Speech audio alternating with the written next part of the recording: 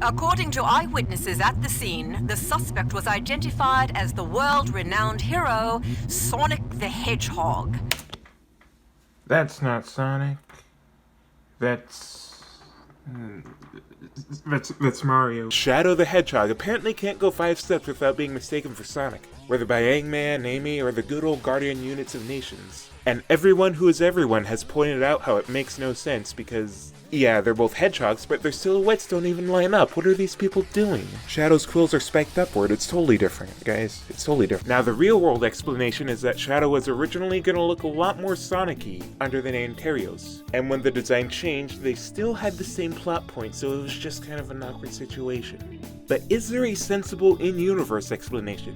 Well, ask a few Sonic fans and they'll tell you that it's all one big cover-up, as Gunn doesn't want the public to know that Shadow was released into the world.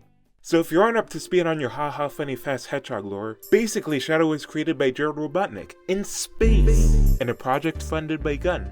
But Gunn was afraid of Shadow's power, so they cut the funding, shut down the workplace, and killed everyone on it. You know, the only logical thing. The end result was Shadow being locked up on Prison Island. Now, I don't know about you, but if I were Gunn, I wouldn't exactly be itching to tell everyone about the numerous people I killed.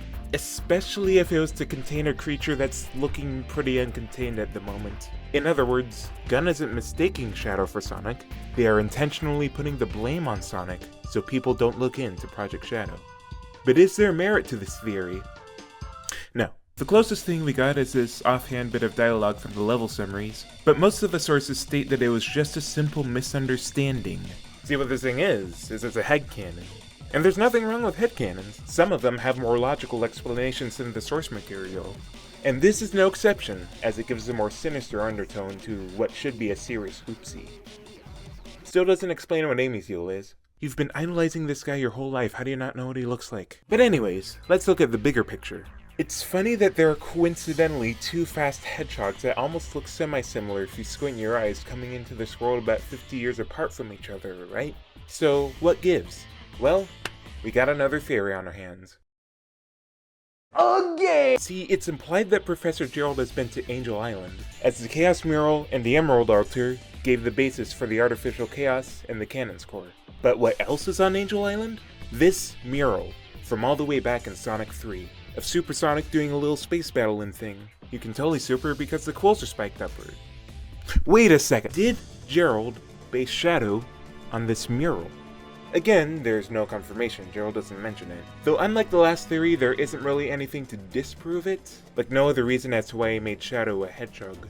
But even if it weren't true, honestly, I kinda wish it was. It would give these characters a unique link, and explain a bunch of stuff. Like that time Shadow called Sonic the ultimate life form for some reason. Plus, how raw of a plot point would it have been to have Gerald sort of force create this hero of prophecy, and then have that cause more harm than good, even indirectly causing the deaths of his own researchers and daughter. Though Shadow did eventually get his cool space battle, though this time against one of Gerald's other creations. Overall, it's cool when fan theories make more sense than the original stories.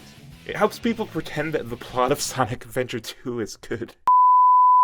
Let me know your own wacky headcanons in the comments below, or point out if I missed anything, because I probably did. Anyways, I'm due for another year-long hiatus, so see you then. See ya. Bye.